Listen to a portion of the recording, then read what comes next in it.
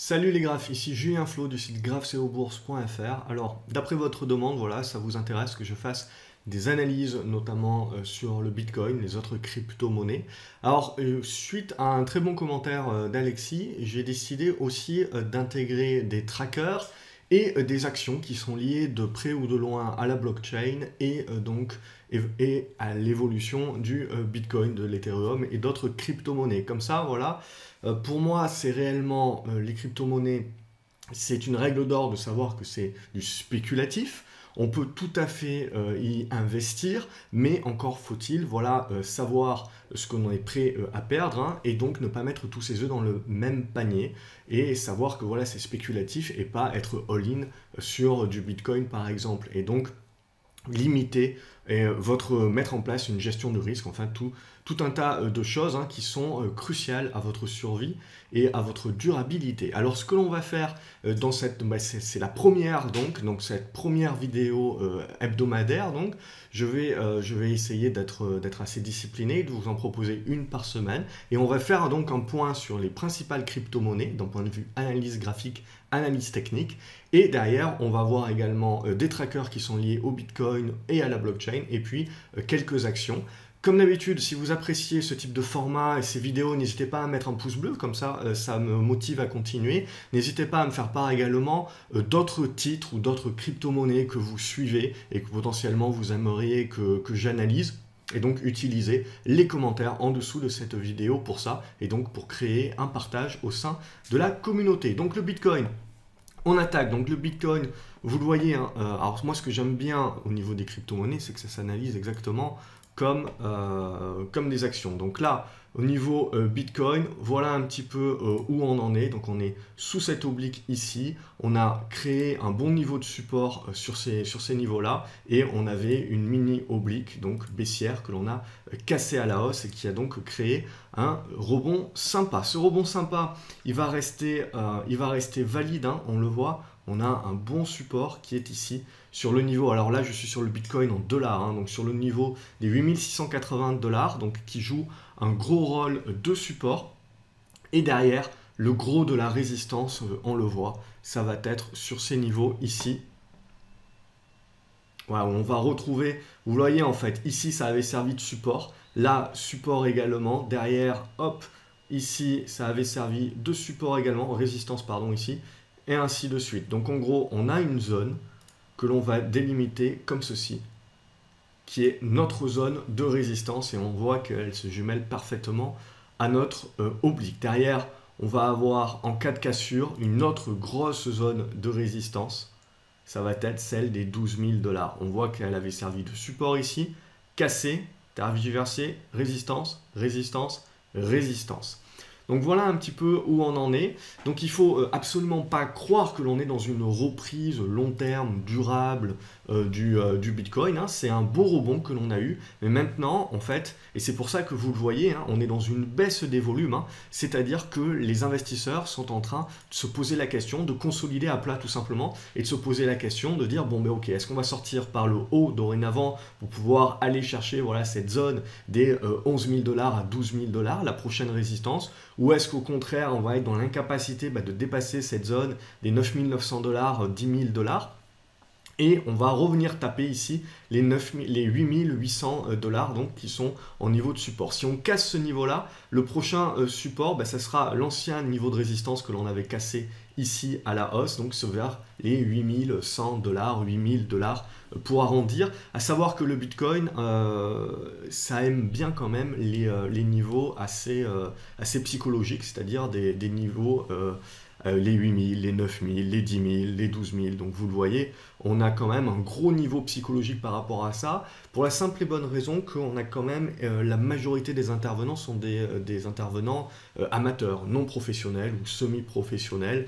Donc le psychologique, l'émotionnel l'emporte grandement. Par contre, ce qui va nous intéresser là, c'est qu'on a de plus en plus d'institutionnels qui commencent à rentrer sur les cryptos. Justement parce que voilà, c'est ce que je vous montre également, c'est les produits futurs qui sont des produits régulés et qui donc vont réguler le prix, vous assurer que le prix est le bon prix pas comme les autres plateformes entre du Coinbase, du Kraken, etc. Vous avez à chaque fois un prix qui est différent. Donc ça, pour moi, ça a toujours été un risque. Et c'est pour ça que je préfère largement les futurs. Maintenant, les futurs, c'est pas ouvert à toutes les bourses. Il faut quand même avoir un sérieux compte avant de pouvoir y aller. Et donc, voilà. Donc, au niveau du Bitcoin, voilà un petit peu ce que l'on peut dire. Donc si vous êtes un petit peu plus court terme, hein, donc voilà, on en a dit, hein, 8000, pour être un petit peu plus précis dans mes niveaux, les 8740 $, 8750 $, c'est votre gros support de court terme, au-dessus duquel on reste positif sur le Bitcoin. Il va falloir maintenant casser les 9470 $. Pour pouvoir tester cette zone des 9700 $. Et en cas de cassure, on devrait revoir le niveau des 10 000 $. Et on restera bien entendu aussi. Si on devait repasser sous les 8800 $, 8840 $, on va très certainement revenir vers cette zone des 8450 $. Donc sur les 8450 $, on aura également un bon support.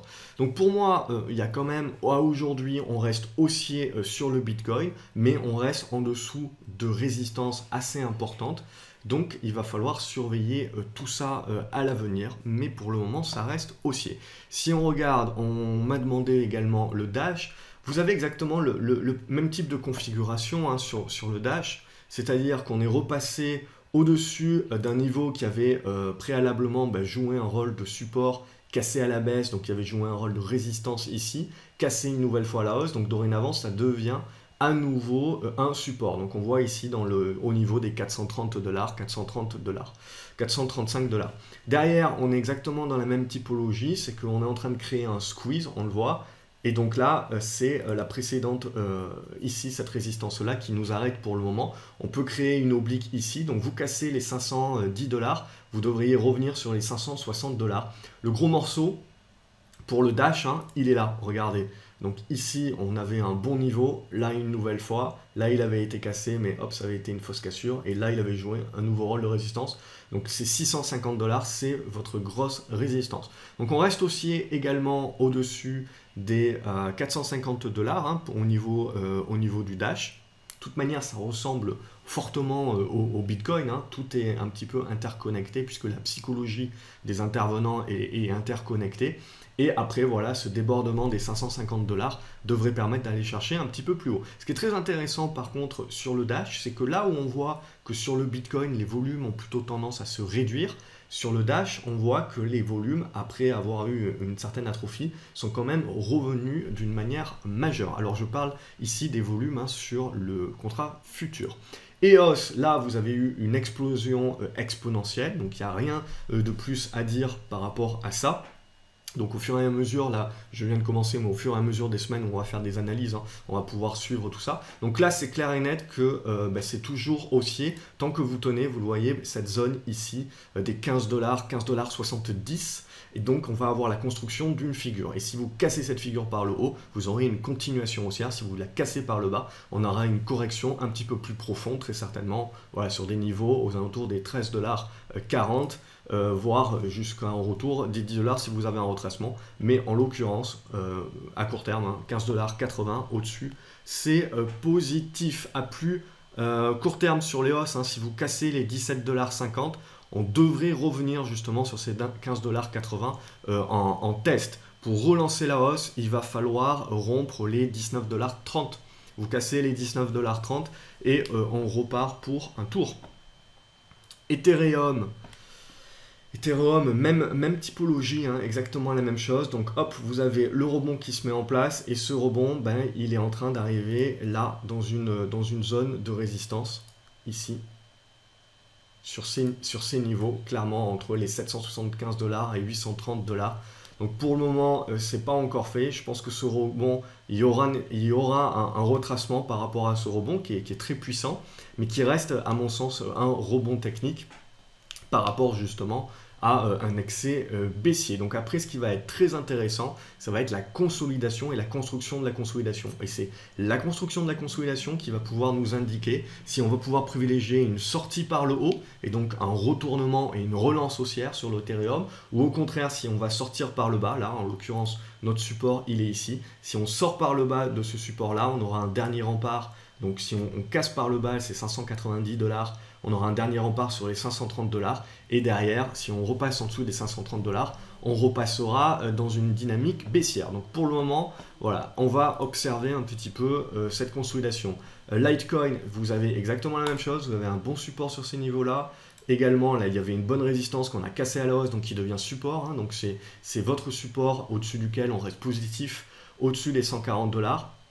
Maintenant, en termes d'objectifs, clairement, on va être sur des objectifs qui vont être sur cassure des 163 $, compris entre les 172 $ et les 190 $. À savoir qu'on peut tracer également une oblique baissière. Hein. Allez, je vais vous la tracer. Si j'utilise les mèches, on va utiliser les mèches, voilà. Donc on voit l'importance là de rompre ce niveau des 165 $ si on veut aller chercher beaucoup plus haut, sinon on va reprendre une consolidation à plat et la construction d'une figure de consolidation, ce qui ne sera pas inintéressant.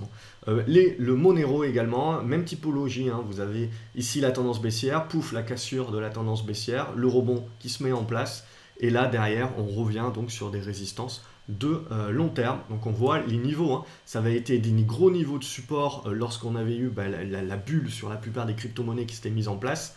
Derrière, ça a pas mal tergiversé, donc c'est en train de redevenir une grosse résistance. Et là, vous le voyez, sur ce niveau ici, tac, donc jusqu'ici, à peu près moitié de chandelier là. Donc cette zone ici des 210 $ à 225 $, c'est votre grosse zone de support. Entre les deux, en gros, vous êtes neutre en construction, donc on attend justement la construction. Si on regarde un petit peu plus sur le court terme, si vous dépassez les 255 $ là, on devrait être dans la capacité de revenir sur le niveau des 270 $ jusqu'aux 300 $ éventuellement. Par contre, si on casse à la baisse le niveau des 240 $, on va revenir tester le niveau des 225 $. Et là, ça sera important de tenir cette zone.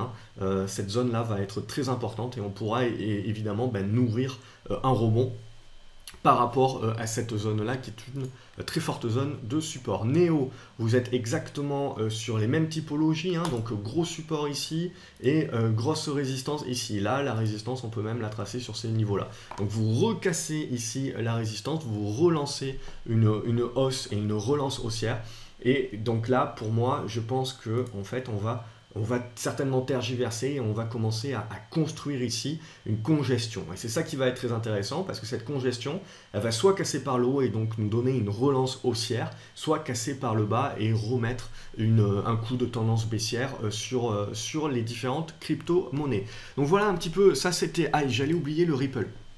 Et le Ripple, donc l'avantage des crypto-monnaies maintenant, c'est que comme le marché est quand même toujours jeune, toutes les crypto-monnaies ont plutôt tendance à suivre ce qui se passe surtout sur le Bitcoin. Et donc, on a à peu près les mêmes configurations graphiques. Donc là, vous avez exactement le même niveau. Gros support sur les 67 centimes de dollars. Et résistance sur les 95 centimes de dollars. Si on les casse, on ira chercher les 1,10 $. Et là, si on les casse, on pourra parler de relance haussière. Donc pour le moment, à court terme, tac, vous avez le niveau des 77 $, là qui joue bien la congestion. Donc au-dessus de ces 77-78 centimes de dollars, on reste haussier sur le Ripple, sur sa capacité à continuer à consolider à plat et à casser par le haut. A contrario, hein, si ça casse les 75-76 centimes de dollars, il faut parler plutôt de zone et de niveau sur les crypto-monnaies parce que c'est tellement volatile qu'on n'est pas au centime d'euro près, la précision n'est pas au centime d'euro près comme on peut l'avoir sur des indices boursiers par exemple ou sur des actions qui sont suffisamment liquides avec pas mal d'intervenants dessus. Donc là, c'est pas le cas, donc on parle plutôt de zone, hein, on n'est pas au centime d'euro près, centime de dollar près, 75-67 centimes de dollars en support à tenir donc au-dessus desquels on va rester positif. Ensuite, j'ai quelques trackers à vous proposer. Donc ça, c'est un tracker coté aux États-Unis. Amplify Transformational Data Sharing, hein, le nom du code, c'est Block. Donc là, vous voyez, c'est un petit peu jeune, hein, ça date du début d'année. Par contre, ce qui nous intéresse, c'est ici. paf, la résistance. Donc là, ça tergiversé plutôt pas mal, il ne se passe pas grand chose, mais ce qui va nous intéresser, c'est si on arrive à redépasser les 19,50 $. On redépasse les 19,50 $ et on a un signal d'achat sur ce tracker donc, qui récupère et qui reflète plusieurs sociétés qui sont liées de près ou de loin à la blockchain.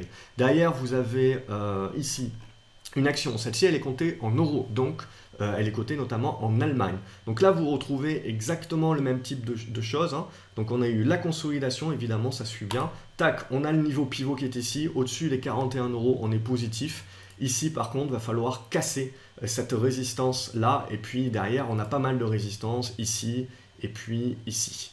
Donc voilà, on a pas mal de niveaux de résistance. Donc avant de pouvoir parler de relance haussière, il va falloir casser toutes ces résistances-là pour pouvoir réellement relancer une hausse durable. Mais cette congestion ici, elle est très intéressante. Et au-dessus des 41-42 €, il y a de quoi être positif.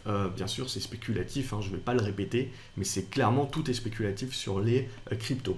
Et enfin, le Bitcoin. Alors là, le nom de code, c'est GBTC. Et ça, c'est un tracker qui reflète le Bitcoin. Et là, pareil, de la même façon, hein, vous le voyez, le niveau pivot, il est là. Il avait joué un rôle ici de soutien. Il a joué un rôle de résistance ici. Il rejoue un rôle de résistance ici. Et derrière, en termes de support, eh ben, on a ce niveau ici, donc aux alentours des 13 $. Au milieu, vous êtes neutre, dans une construction, dans une congestion, et on attend d'avoir une figure, d'avoir quelque chose d'un petit peu plus probant. On verra ces prochaines semaines, très certainement, mais on ne peut pas parler de relance haussière durable et long terme tant que donc on ne va pas repasser au-dessus de ces 19 $. Toujours est-il que tant qu'on tient ces 13 $, hein, il y a de quoi rester positif là-dessus. Je pense que j'ai fait le tour. Je regarde si j'ai rien oublié. Alors, vous avez d'autres trackers, évidemment. Vous avez ici, ça c'est un autre tracker BLCN sur la blockchain. Exactement la même typologie que Amplify que je vous ai montré plus tôt. Là par contre c'est le dépassement des 23 $ qui va nous intéresser. Et une autre action, donc Riot Blockchain, donc là très spéculative bien évidemment. Mais regardez, c'est peut-être cette semaine celle qui est la plus intéressante. Alors c'est bien évidemment très spéculatif, mais on est potentiellement voilà, dans un triangle symétrique dont le dépassement des 7,90 $ devrait nourrir. Elle est plutôt en retard par rapport au rebond des cryptos, celle-ci. Donc pourquoi pas voir un petit peu si ce retard peut être comblé. En tout cas, c'est le dépassement des 7,80 $ hein, qui va nous créer une petite spécu sur ce titre-là. Et derrière, on pourra l'attendre très certainement vers cette zone des 9,70 $ à ce niveau ici jusqu'au 11,40 $. Donc là aussi, c'est avant tout un rebond technique spéculatif que l'on peut potentiellement saisir. Donc voilà pour cette première, le type de format vidéo que je vous propose en termes d'analyse de crypto pour vous aider. Hein. Vous le voyez, graphiquement parlant, techniquement parlant, c'est exactement le même raisonnement que l'on peut avoir sur des actions. Hein. Il n'y a pas de nouvelles choses, donc il n'y a pas besoin pour moi d'être très spécifique crypto, etc. C'est avant tout une relation entre offre et demande et la psychologie des foules. Donc l'analyse graphique et l'analyse technique ont parfaitement leur place pour analyser tout ça. Si vous appréciez ce type de format-là et que vous voulez que je continue justement, n'hésitez pas, vous mettez un pouce bleu, vous mettez un commentaire pour me dire si c'est bien ou si vous voulez voir d'autres choses, d'autres trackers que vous avez sous la vista, d'autres actions potentiellement liées à la blockchain ou d'autres crypto-monnaies, en sachant que là, bon voilà, je fais le tour un petit peu sur les crypto-monnaies majeures et je vous recommande toujours, voilà, si vous allez sur les crypto-monnaies, d'y aller voilà, sur les choses où il y a le plus de volume, le plus de liquidité et donc de ne pas commencer à aller sur de l'exotique. Donc faire attention à ça parce que 95% des crypto-monnaies disparaîtront, c'est clair et net. Pour moi, ça sera la destruction créatrice. Hein. Je suis un fidèle de Schumpeter. Donc voilà, si vous voulez en savoir plus, je vais vous mettre un lien par rapport à ma pensée fondamentale par rapport à tous ces crypto-monnaies dans le lien. Hein. Donc ça sera pour les prochaines années. Et je vous mets ça en description si ça vous intéresse. Quant à moi, voilà, abonnez-vous si vous voulez recevoir d'autres notifications dès que je publie de nouvelles vidéos et des conseils qui sont donc tout autant applicable au monde des cryptos qu'au monde des actions. Quant à moi, je vous dis à la semaine prochaine pour une nouvelle analyse. Donc si ça vous plaît, on va continuer. Merci d'avoir suivi cette vidéo. Salut les graphes!